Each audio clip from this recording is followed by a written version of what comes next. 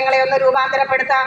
അന്ന് രാജാക്കന്മാര് പൊന്നും മീറയും ഒക്കെ കൊണ്ട് കാഴ്ചവെച്ച് ഉണ്ണിയുടെ കാൽ ചുവട്ടില്.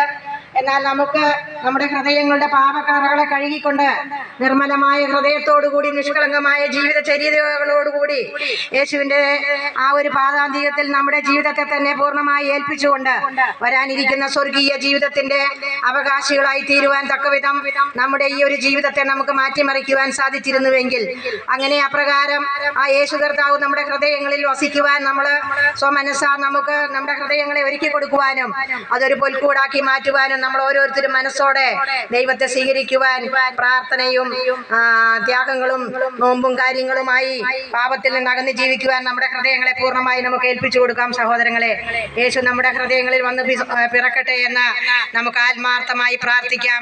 നമ്മുടെ ജീവിതത്തെ കർത്താവിന്റെ കരങ്ങളിൽ പൂർണ്ണമായി ഏൽപ്പിച്ചുകൊണ്ട് നമ്മുടെ ജീവിതത്തെ ഒന്ന് വിശദീകരിക്കുവാൻ, കഴിഞ്ഞ കാലങ്ങളിൽ നമ്മുടെ ജീവിതത്തിൽ സംഭവിച്ചു പോയിരിക്കുന്ന തെറ്റുകളെയും പാപങ്ങളെയും ദൈവസന്നിധിയിൽ താഴ്ത്തി ഏൽപ്പിച്ചുകൊണ്ട് മോചനത്തിന് വേണ്ടി, രക്ഷയ്ക്ക് വേണ്ടി തമ്പുരാന്റെ സന്നിധിയിലേക്ക് കരങ്ങൾ ഉയർത്തുവാൻ നമുക്ക് ഓരോരുത്തർക്കും ശ്രമിക്കാമെന്ന് നമുക്ക് വളരെയധികം ആഗ്രഹിക്കാം. അതുപോലെ നമ്മുടെ ഈ ദേശത്തെയും നമ്മുടെ ഭവനത്തെയും നമ്മുടെ കുഞ്ഞുങ്ങളെ തലമുറകളെയെല്ലാം സർവശക്തനായ ദൈവം സമൃദ്ധമായി അനുഗ്രഹിച്ചുകൊണ്ട് നമ്മുടെ ജീവിതത്തിന്റെ ഓരോ നിമിഷങ്ങളിലും അവിടുന്ന് കൂട്ടായി കാവലായി ഇരിക്കട്ടെ.